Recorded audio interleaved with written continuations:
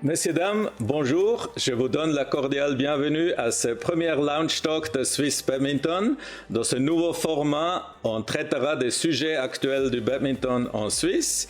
Et on commence par la Week of Badminton, où on met en évidence de manière claire les femmes pendant une semaine. J'ai avec moi deux invités. Merci beaucoup d'être avec nous, Caroline Raclo et Nicole Schaller. Merci d'être venus ici à Ittigen. Merci pour l'invitation. Cette semaine de Week of Badminton qui met ces dames en évidence. Les femmes en badminton en Suisse, en général, elles sont déjà fortes. Question un peu provocative. A-t-on besoin vraiment de faire une Week of Badminton, Nicole? Je pense que oui, bien sûr. Je suis d'accord qu'au niveau des résultats, les femmes en Suisse, pour le badminton suisse, ont pu montrer des résultats très très bien dernièrement. Mais je pense quand même, ce qui est aussi un peu le but, qui doit être le but pour cette semaine, c'est d'attirer un peu plus l'attention des femmes pour le badminton en général. Ça veut dire qu'aussi qu'il y a plus des femmes ou des filles qui commencent à jouer et qui prennent peut-être aussi un peu des positions dans la fédération en tant qu'entraîneur, en tant que responsable d'un club ou quoi que ce soit. Mm-hmm. Oui, je pense que je suis vraiment d'accord. Quand en élite, on voit des bons résultats des femmes, mais si on peut élargir le nombre de femmes qui s'intéressent au badminton, qui jouent ou qui prennent des responsabilités, ça peut être que bien et on en a vraiment besoin, là, je pense. On a maintenant ce groupe de réflexion sur la promotion des femmes qui a commencé à travailler, qui a des différents buts et on va parler un moment sur des stages un peu différents de ces buts. À court terme, Nicole, il faut créer des idoles qui donnent un peu envie à ces jeunes filles de commencer à jouer et on essaye de générer aussi plus membres en général de dames et de filles. C'est un peu le but. C'est facile à établir ou? Je pense ce que tu as dit concernant les idoles, c'est très important que surtout les jeunes filles aussi, qu'ils ont une idole qui sont des femmes. Je pense qu'on a des bons exemples en Suisse. Comme on a dit, on a des bonnes joueuses en Suisse qui font des très bons résultats aussi au niveau international. Et puis un but, ça doit être que nous, on les met vraiment en avant. Ces joueurs comme le Cheney qui fait une médaille aux European Games, que ça aussi, tout le monde, et puis surtout les petites filles dans la fédération qui le voient et puis qui sont là. Moi aussi, j'aimerais bien être comme elles. Puis je pense que ça, c'est vraiment quelque chose d'important à faire. Oui, je pense aussi. Je sais pas, toi, quand tu étais jeune, mais j'avais l'impression que je voyais pas souvent. J'avais pas encore les réseaux sociaux, mais c'était pas assez mis en avant. Ou moi, il y avait Sabrina Jacquet. Mais c'est vrai qu'avant que je sois U17 ou U15, j'en entendais pas beaucoup parler quand j'étais jeune et je commençais. Et si on peut plus se mettre en avant, je pense que ça va vraiment aider les femmes à se dire « Ah, c'est possible, je peux aller là et un peu à rêver plus grand depuis qu'elles soient plus jeunes. » Ouais. Et puis je pense aussi peut-être revenir sur ça, aussi de voir pas seulement des joueuses, mais aussi voir peut-être des entraîneurs qui sont femmes. Il y en a peu. Moi, je sais, moi-même, j'ai jamais eu, quand moi je me suis entraînée, j'ai jamais eu un entraîneur ou bien une entraîneur. Et une entraîneuse, ouais. Ou une entraîneuse. Moi, j'ai jamais eu. Du coup, je veux dire que les entraîneurs, ils ont fait un très bon job, hein, mais juste que peut-être ça peut rapporter aussi quelque chose d'un peu différent d'être une femme. Et puis ça donne aussi, je pense aussi aux filles, peut-être une perspective aussi pour plus tard de se dire moi je peux peut-être un jour quand j'ai arrêté de jouer, je peux quand même rester dans le badminton en tant que peut-être entraîneuse. Donc là je pense que ça c'est important aussi. Ouais, je pense que là on a vraiment besoin de plus. Et je pense qu'on a assez de joueuses qui ont du bon niveau en fait maintenant et il faut juste que elles aient envie de continuer, de donner des cours à des jeunes pour que ça se développe. Là, tu as bien mentionné quelque chose qui est aussi sur la liste de ce groupe de réflexion pour le moyen terme. Oui, comme dans d'autres sports aussi, hein, mais il y a très peu d'entraîneuses, d'arbitres féminins, oui, aussi dans les clubs qui prennent de la responsabilité. Caroline, tu penses aussi, comme le dit Nicole, que ça peut vraiment donner un boost ultérieur après, car c'est quand même, pour une fille, peut-être c'est aussi plus sympa d'avoir un point de référence aussi féminin que masculin. Oui, c'est clair, et je pense peut-être que les femmes pensent un peu différemment que les hommes sur plein de choses. Peut-être une entraîneuse qui aura des jeunes entre 16 et 20 ans, elle sera attentive à d'autres choses, elle fera attention à d'autres points, et ça pourra aider les joueuses à encore se développer. Et c'est clair, par exemple, dans les comités, il n'y a pas encore beaucoup de femmes, mais ça peut amener d'autres idées, ça peut développer d'autres choses dans le sport. Donc je pense pour le sport en général, ça peut être bien. Et c'est clair que ça va aider les jeunes à se dire « Ah, mais je pourrais aussi être comme ça » ou « Je pourrais aussi être comme elle », un peu à droite à gauche. Ouais, je pense que c'est un peu comme dans la société, vu on travaille avec des femmes et des hommes, peu importe si c'est à un niveau sport de performance ou pour les juniors ou juste dans le club, il y a toujours les deux. Donc pour moi, c'est clair et net que dans un comité, il devrait aussi avoir les deux qui sont représentés. Les entraîneurs, ils devraient avoir les deux sexes qui doivent être représentés pour que juste on peut travailler comme il faut un peu. Et puis je pense aussi ce que tu as dit, ça amène un peu des autres idées des fois. Ça met un peu une autre dynamique aussi. Et puis ça peut être, il y a tout le monde qui en bénéficie à la fin, à mon avis. Pourquoi pensez-vous qu'il y a encore ce gap, ce nombre beaucoup moins élevé de femmes aussi dans ces comités, dans tous ces rôles qu'on vient de mentionner? Il y a des obstacles qui sont trop élevés, ou il y a aussi parfois, on peut dire aussi, les femmes qui ne veulent pas et qu'il faut qu'on les réussisse à convaincre? Ou voyez-vous là Je pense qu'il y a des deux. Je pense que c'est clair, il y a des femmes qui aussi veulent pas forcément être dans des comités, ou elles veulent pas être entraîneuses, mais comme il y a des hommes qui veulent aussi pas, et ça on doit respecter.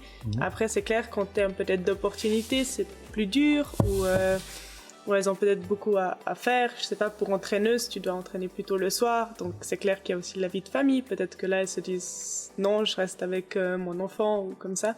Ça peut aussi être quelque chose. Ouais, je pense c'est un peu comme le tout. On peut pas dire une seule raison pour laquelle c'est le cas. Je pense que c'est un peu un phénomène qui a pas seulement dans le badminton. C'est la même chose. Par exemple, si on regarde les entraîneurs connus dans le monde, ce sont des entraîneurs du foot. Moi, je pourrais te dire 10 noms des entraîneurs, mais que des hommes. Et puis vraiment des entraîneuses connues dans le monde. Il y en a peu qui sont aussi là aussi, il manque peut-être un peu des idoles. Et puis comme tu dis aussi, par exemple le travail d'un entraîneur ou d'une entraîneuse, c'est au niveau aux horaires, c'est plutôt compliqué. Et puis là, je pense on retombe souvent dans un modèle un peu peut-être traditionnel aussi, où on se dit la femme, parce que les hommes, ils peuvent le faire. C'est accepté, c'est tout à fait possible que les hommes peuvent voyager pour accompagner les joueurs au tournoi. C'est tout à fait accepté qu'ils ne sont pas là le soir parce qu'ils ont entraînement, parce que c'est leur travail. Et puis du coup, pour moi, pourquoi c'est pas possible pour une femme? Parce qu'il y en a beaucoup aussi qui sont des hommes qui sont pères en même temps. Donc pour moi, puis ça c'est quelque chose qui, je sais, c'est en train de se développer.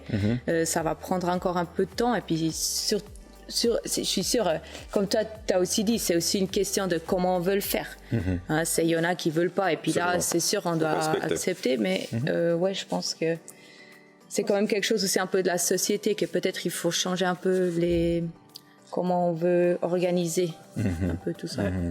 Ouais, je suis d'accord, et peut-être mettre en avant un peu des entraîneurs qui peuvent le faire. Ou toi maintenant t'es responsable pour les U15 et tu voyages, etc. T'accompagnes, ça peut aussi donner l'idée.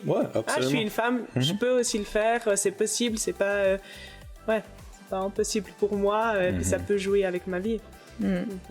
Mais comme tu as dit là, ça prendra probablement encore un peu de temps pour que ça soit encore plus établi. Et après, si on revient encore à ces buts, un des buts à long terme, c'est aussi d'augmenter encore le nombre de matchs des femmes en Ligue nationale A. Vous êtes les deux, des joueuses actives encore de Ligue nationale A. Elles se sont même rencontrées dans la dernière finale de play-off. C'était très serré, j'étais là aussi. C'était des très bons matchs. Il n'y avait personne qui méritait de perdre, pratiquement, il faut aussi le dire, Caro. Oui.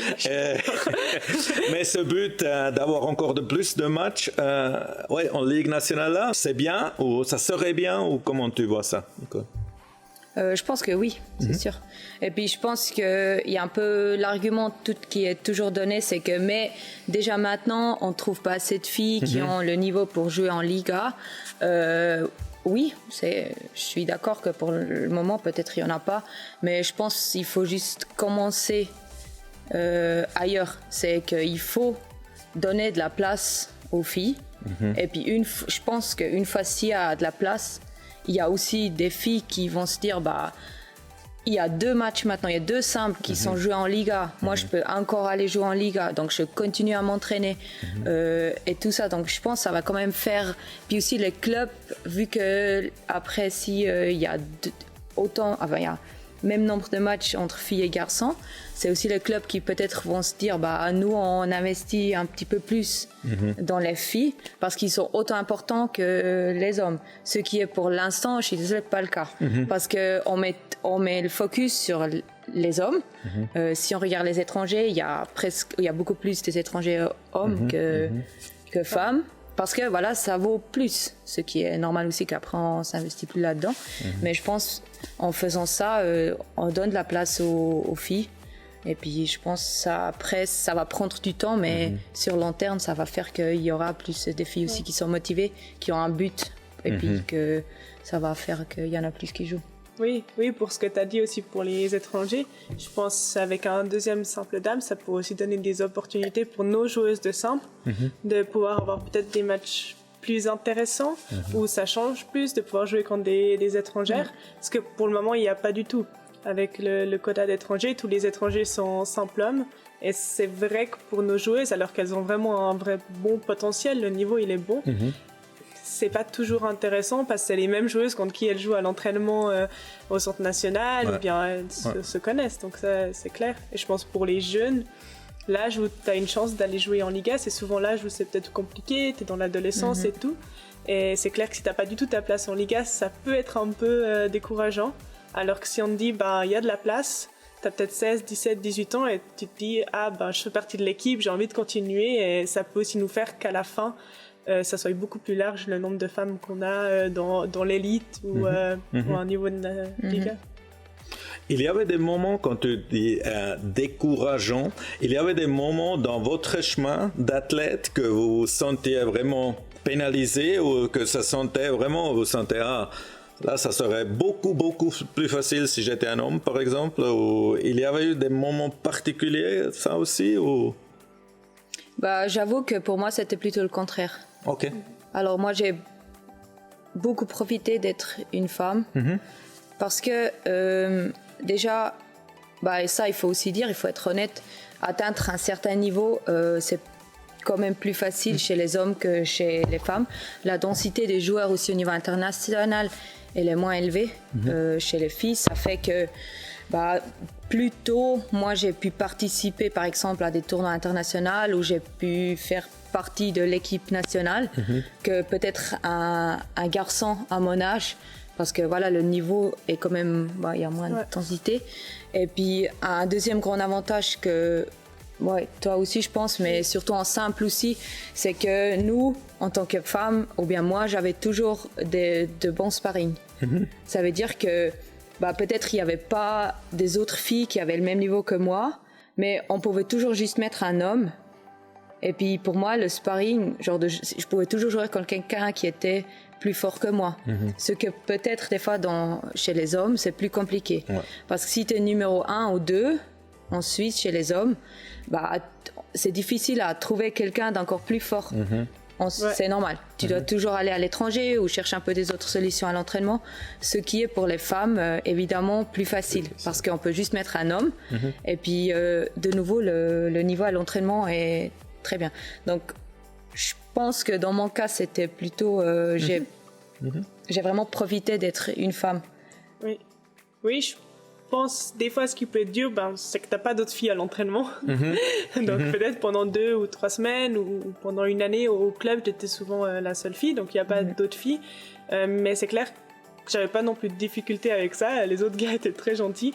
Et qu'en termes de niveau, ça te fait progresser énormément. Tu peux faire des doubles qu'avec des hommes, tous tes exercices et tout. Donc, pour ça, c'est plutôt un bon point, je pense. C'est vrai que pour aller au centre national ou comme ça, tu peux aussi y rentrer tôt parce qu'il y a moins de joueuses. C'est juste, des fois, par exemple, pour du mixte, t'as pas forcément une autre femme tout le temps pour t'entraîner avec. Donc, et c'est pas toujours autant réaliste, mais ouais, t'arrives quand même bien faire. J'ai pas l'impression d'être pénalisée. Je pense peut-être une chose que toi t'as dit, être la seule femme ou la seule fille. Moi, ça m'a jamais dérangé, pas du tout. Ouais. Mais je pense que c'est peut-être un point aussi que moi je remarque maintenant quand j'entraîne, qui est l'aspect social qui peut-être est quand même pour les filles plus important que pour les garçons, j'ai l'impression. Et puis je pense que c'est peut-être aussi une raison pour laquelle il y a moins de filles au bout d'un moment, parce que des fois on n'a pas d'équipe, et puis souvent les jeunes filles, s'ils se retrouvent souvent seules à l'entraînement avec que des garçons, il y en a pas tout le monde qui se dit c'est égal, j'y vais pour m'entraîner, pour juste jouer et puis après je rentre.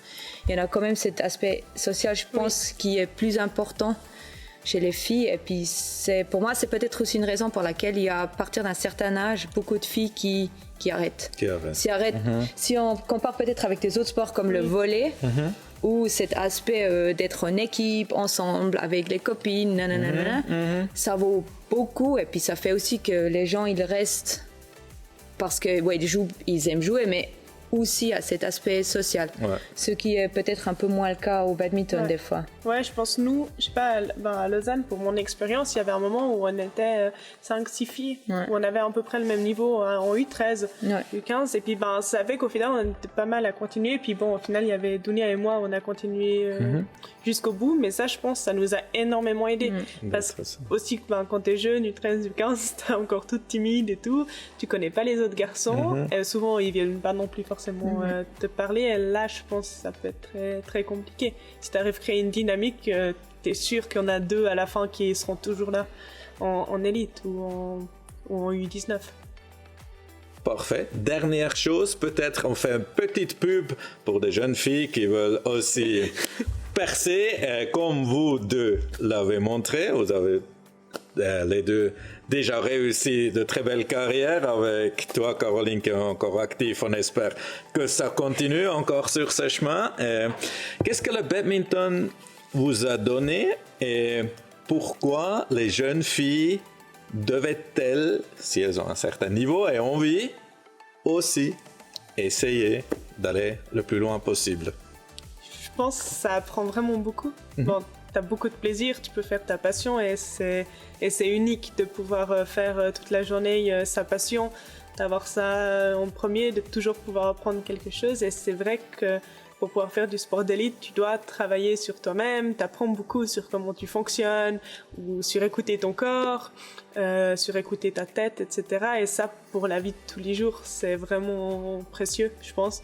Si pour la confiance en soi, des fois chez les femmes c'est un peu plus compliqué, je pense, en général. Et puis c'est vrai qu'en sport, t'es obligé d'apprendre à avoir confiance, t'es obligé à gérer ton stress. Et c'est vrai qu'après, ça t'aide si t'as des examens, ça t'aide pour tellement de choses dans la vie. Et c'est vraiment une expérience. Et je pense que c'est pas le résultat ou ce que t'atteins, mais le chemin est incroyable en termes d'émotion et d'apprentissage.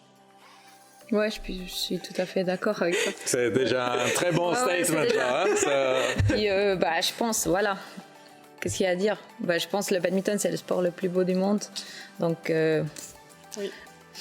faut que Ouais. Oui, là, bon, c'est beaucoup dit. Merci beaucoup et pour cette dernière pub aussi, mais pour tout le reste, c'était très intéressant et j'espère de vous revoir une autre fois sur un autre sujet ou sur ce canapé ou sur un autre lieu. Merci beaucoup d'avoir été avec nous et à la prochaine. Merci beaucoup.